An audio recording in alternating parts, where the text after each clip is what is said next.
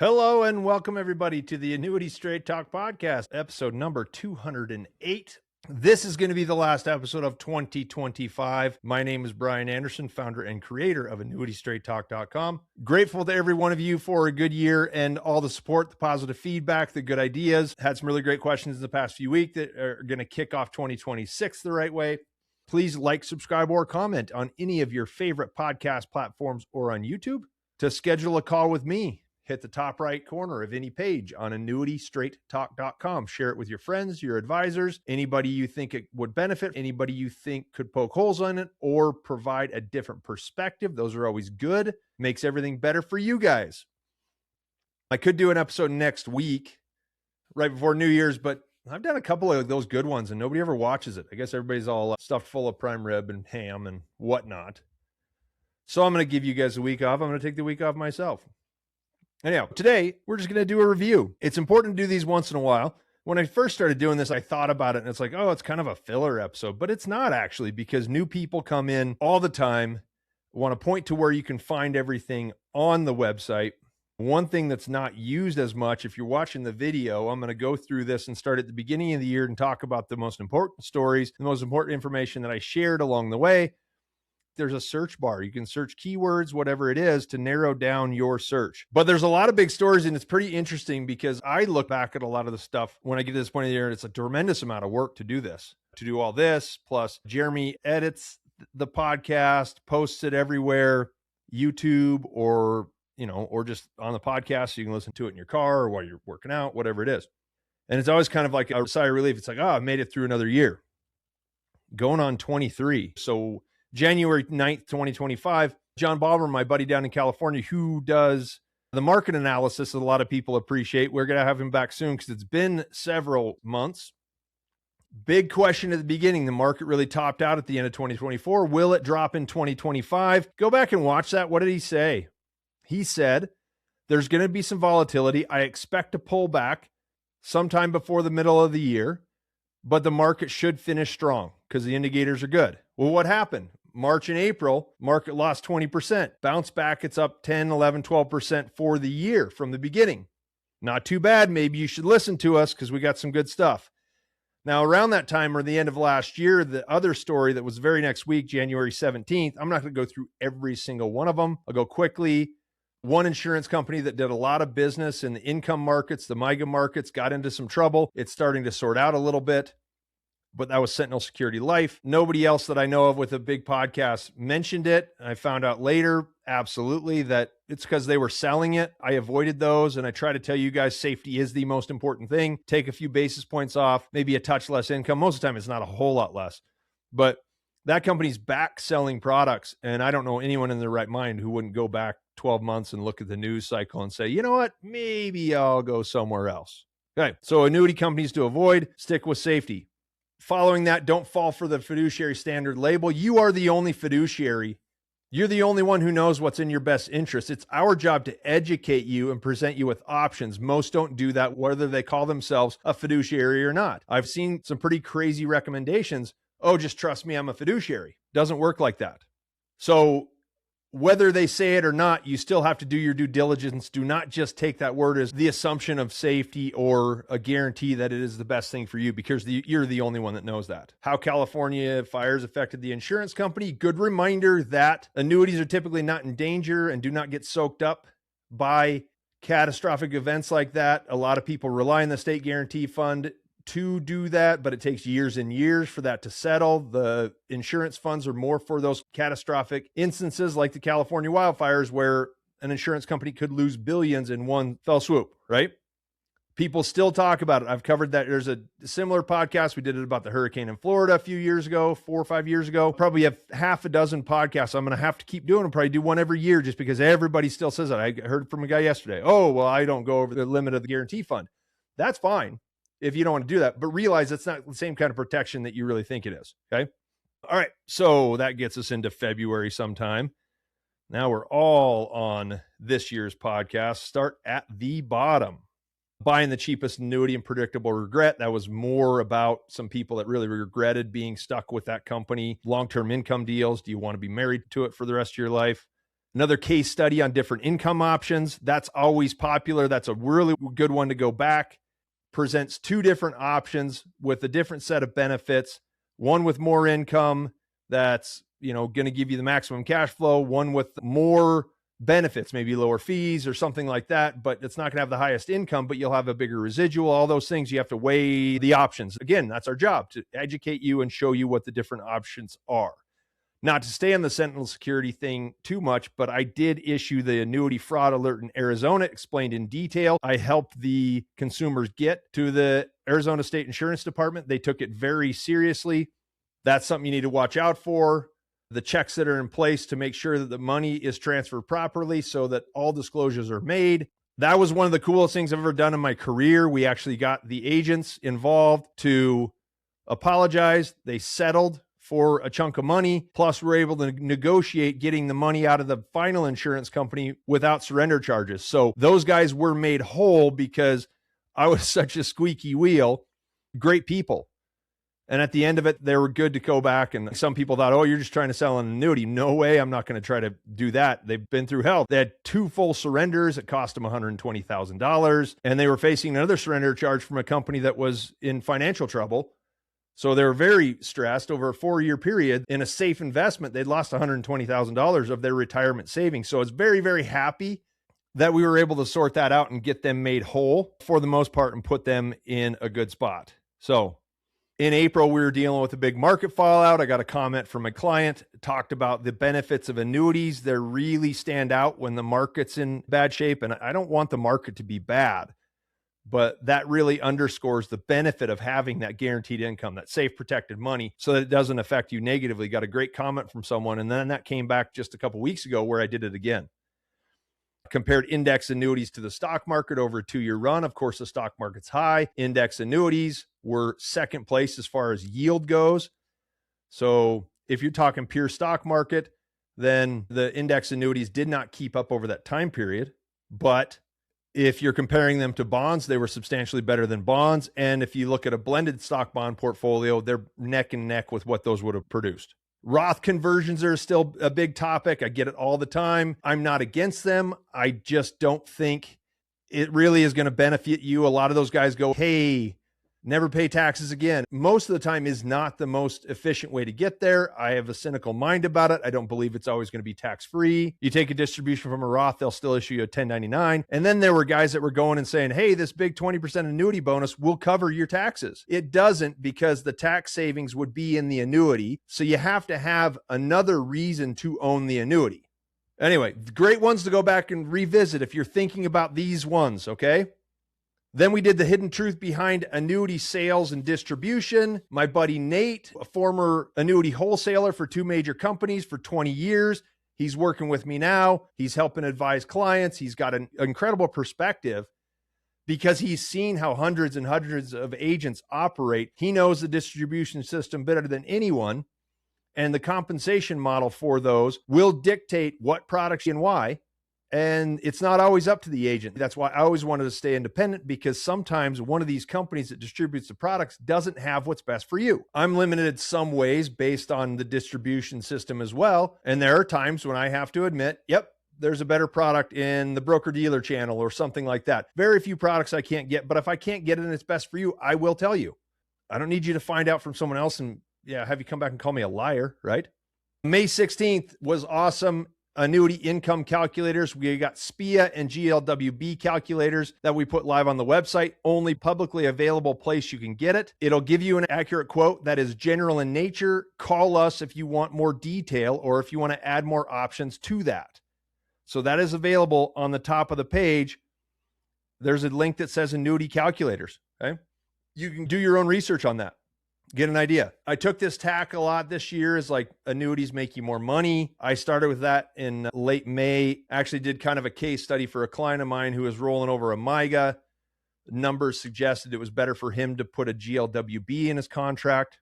And his investment manager really wanted to get those assets under management and said, no, you don't need an annuity. Well, he's one of those guys that doesn't need an annuity, more than enough money, but we had to show the way it benefited him and would create a larger portfolio. So the investment manager, if he was just patient and did the right thing for the client, would manage a bigger portfolio down the road. That was the mantra for a while. Make more money, right? Guys that listen all the time, remember that? Now, here's one like market volatility, interest rates, and annuities. Again, John was here to analyze the market, what he expected after the drop in April and May. Interest rates stayed steady. Everybody worried about that. And I hit that a little bit later as well. Okay. So a lot of things I talked about, and I have to keep talking about it because a lot of people come in and don't remember what I said. Oh, the Fed's dropping rates. I should act fast. We'll get to that in a little bit. Product comparison, SPIA versus GLWB, immediate income or deferred income. That would be a DIA versus GLWB. Done a lot of stuff on that. Direct comparison of two different spots. Sometimes a GLWB produces the highest immediate income. Sometimes the SPIA does. Every case is different. I don't know anybody else who looks at all of them. Just something we do. Because again, I know you guys are shoppers. I know how I get you. That's how I'm going to lose you. I'm going to lose you if I'm not honest. If I'm going to lose you if I don't show you everything, right? Gets us to the middle of the year. Lots and lots of episodes. In June, I did one of my great once-in-a-lifetime trips. And I thought about this because somebody challenged a claim I made in the podcast in the past. Do annuity owners live longer? Yes, there is some data that suggests it's true. The peace of mind, the lack of stress. I think they said 4 to 5 years longer with people with guaranteed income. So that's good. Covered the best fixed index annuities for growth. My choices, why they are somewhat limited and how they're pretty much the same across the entire market. A reminder of the 5 to 7% annuity income. It's even a little higher now. It's funny, right after that, rates came up a little bit. Ooh, and everybody thought they're going to drop. But I look back at one of the very first podcasts we did. And, ooh, we had a 5% payout for a 65-year-old couple. Now it's 7% and higher. So it's a 40% increase in income since the beginning of the podcast. That's about 4 years ago. So early, well, 4.5, right? Deferred annuity income is powerful, incredible payouts. Look how it can guarantee income, make your life easy, and grow more money in your portfolio. We hit Allianz again. I think there's another one too. Again, they're not bad products. I think they're oversold and their focus is put on the wrong benefit. Or people aren't really recognizing the bottom line and thinking about the realistic expectations that you need to get into those. Because I know a lot of people that have them and are fine with them. It's because they didn't put crazy expectations on them. Why I don't chase MIGA rates. I don't do that just because, again, you're giving up safety. There's a lot of private equity coming into small insurance companies. Companies you've never heard of produce higher rates. There's one company that takes the agent out of it, so you get no financial planning to go along with it. That's your choice. You do what you want with your money. That's not what I'm going to do.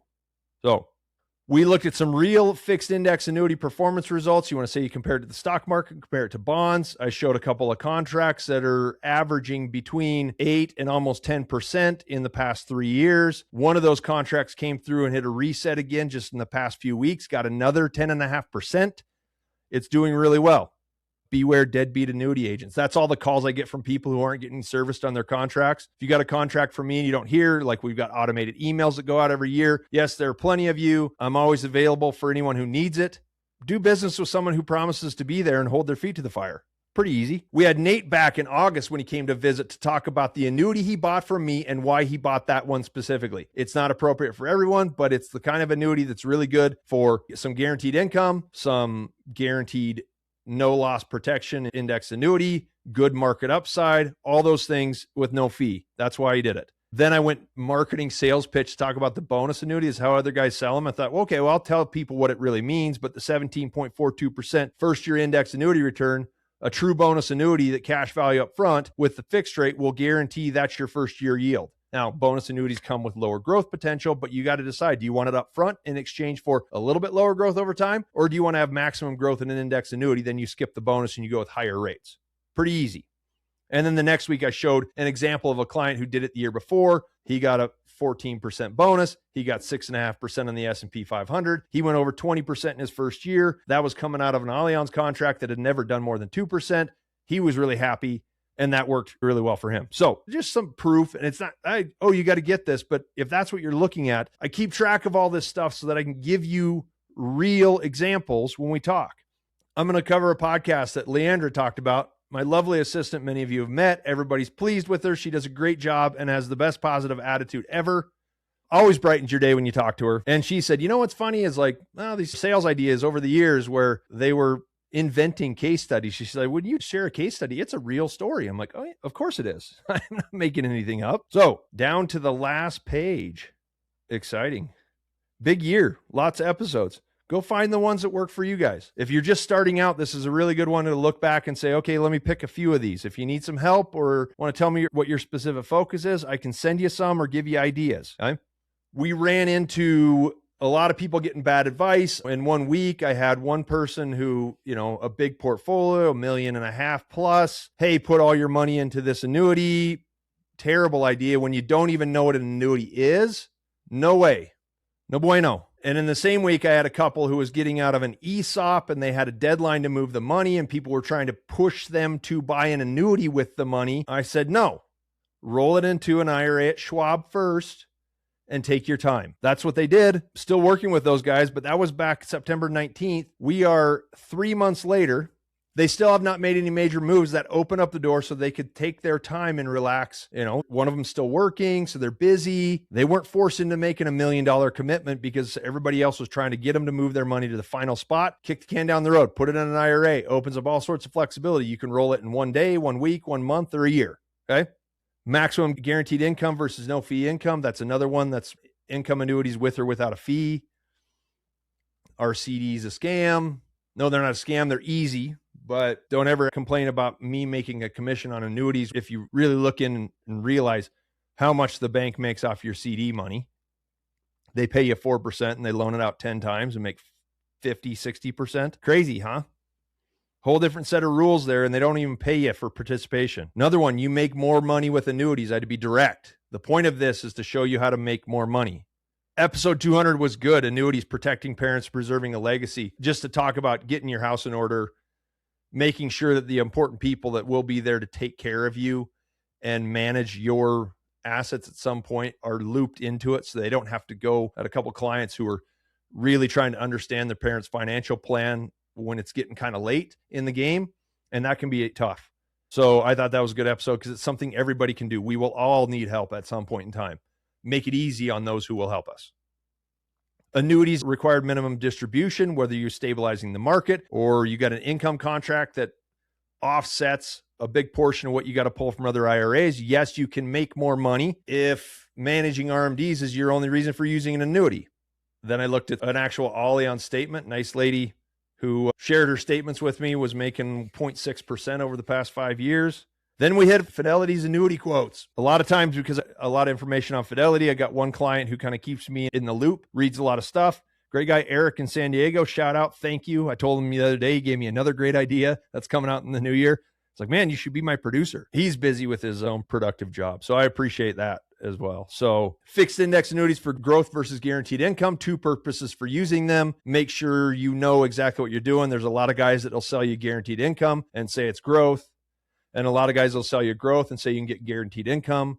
I had one client that's been new, but before she met me was sold a growth contract, told it was guaranteed income. So she just happily drew the money out every month thinking she had guaranteed income. And she got 19 years into it and the company stopped paying because it was out of money. So that's a really bum deal. Make sure you know what you're getting. Okay. How to choose the best fixed index annuity, the criteria I use, the things that I think you should use as well, the questions you should ask. Index universal life is a huge part of retirement pitches. I picked that apart. I got a comment from Bill. Thank you, Bill. I have not responded to you yet. Yes, there are ways you can do it correctly. I left the door open for doing that. My opinion is you should just use whole life insurance for those things. Don't expect to knock it out of the park. Understand the fundamentals of financial products before you get deep into a plan with unreasonable expectations. And then last time, like I talked about the guy in April who said, hey, this is great. I didn't freak out when the market dropped because I get guaranteed income. He came back just a month ago or so and said, hey, never thought I'd feel this peaceful and, carefree in retirement. This is great. We're 18 months into an income stream. Got a long way to go. It's automatic. You're right. It's there. It's direct deposit, piece of cake. That is sleep at night annuities. That's the point. Relieve stress, reduce stress. And so that kind of wraps up this year in 2025 where we're at. Here's the review. I'm going to try to go after it in 2026 the same way. Can't stress enough that your comments, feedback, and questions contribute greatly to the information I'm able to share. It gives me an idea and allows me to share information that is relevant to what you're doing now. And I will continue to do so in 2026. Got 52 weeks ahead of us. We'll see how many I can do. Thank you so much for joining me. I want to wish everyone a Merry Christmas and a Happy New Year. I'll be back after the new year, probably do some writing in the next 2 weeks and get started the right way. So thank you guys so much for joining me again for episode 208. Caps off a great 2025. Markets are good. Interest rates are good. They didn't drop. Like I said, they wouldn't. So I could go, where was I right? Where was I wrong? You guys want me to do that? But no, thanks and enjoy the holidays with your families. I'm still available if you want to chat. I'm usually pretty quiet this year, so I'm open for good discussions. I'm going to go to Florida to see my dad and my uncle and my cousins. That's going to be great. So you guys have a great holiday season. I will see you in 2026 and we'll get kicked off again. Thank you so much for joining me and you guys have a great day. Okay, bye.